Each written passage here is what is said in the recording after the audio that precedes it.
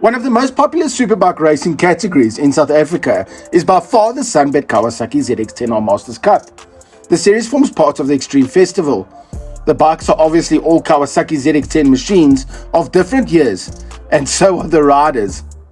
There are a few different age restrictions and classes, the first being Masters, which caters for riders aged between 35 and 44. Then you have the Veterans, from 45 to 51, and finally the Extreme Veterans, for riders 51 and up. There are generally over 20 bikes lining up on the grid for every round, a rare sight in South Africa nowadays. These are the basic rules for the bikes in the ZX10 Masters Cup, which help keep things as close and as fair as possible. Standard engine, which gets dynoed and sealed at KMSA, standard ECU with minor changes allowed, quick shifter timing and sensitivity, aftermarket plug-and-play quick shifter is allowed, no aftermarket fueling modules are allowed, front suspension is standard with only springs and oil gap changes allowed, rear shock modifications as per the ZX10 spec done by MP Suspension or Shock Logic and then sealed, only standard or SPS brake pads and discs are allowed, only Bridgestone R11 soft compound tires are allowed, aftermarket slip-on exhaust with standard header pipes, air filters are free of restriction, rear sets and the steering damper are free of restriction, clip-on handlebars are free from restriction, and finally aftermarket race fairings are free from restriction.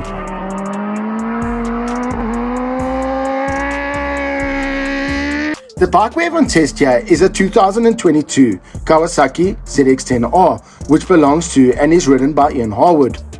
This particular bike pushes out 180 horsepower and just over 107 Newton meters of torque, which doesn't sound like much to be honest, especially when comparing it to the ZX10R standard specs. The bike was fitted with a used set of Bridgestone R11 soft tires, which already had a good 30 laps on them before the test. Aesthetic wise, it is a pretty bike from every angle, fitted with a custom decal kit from Moto Customs, which really helps it stand out. The high-rise screen also aids not only in the looks department, but with aerodynamics as well.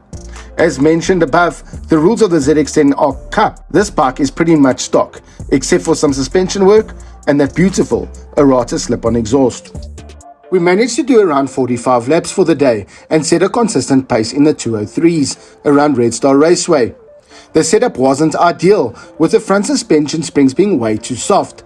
We dialed up preload by 8 clicks to its max, but it was still way too soft. The front end chattered, hopped and skipped under hard braking, making corner entry sketchy more often than not. The brakes were good and consistent for most of the day, but the brake pads were quite worn, which caused a little bit of brake fade from the standard Brembo calipers and master cylinder.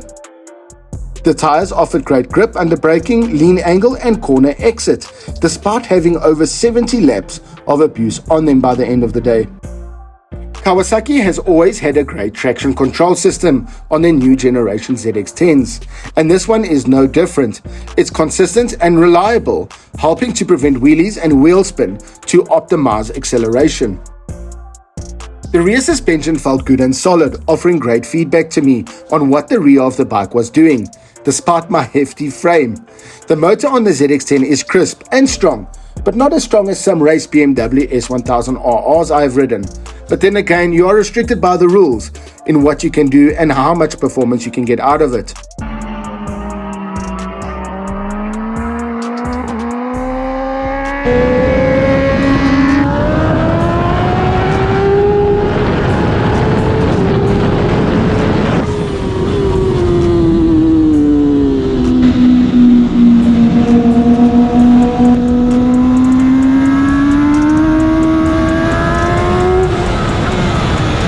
The quickshifter auto blip is smooth, although slightly delayed and too sensitive, but it can be adjusted as per the rules. Without knowing it, even the slightest touch would trigger an untimely gear change, causing a few intense moments out on track. The fueling system and engine braking could use some work.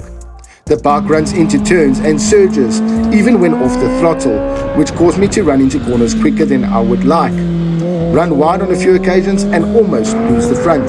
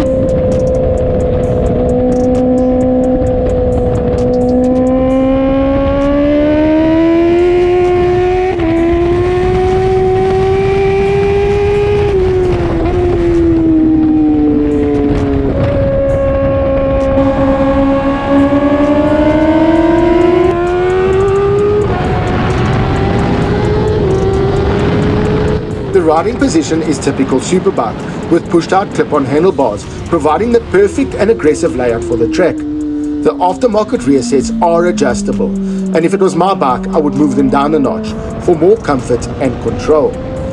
Ian has them like this though because he leans the bike over way too much without moving out of the saddle, scraping the gear lever, which obviously isn't ideal.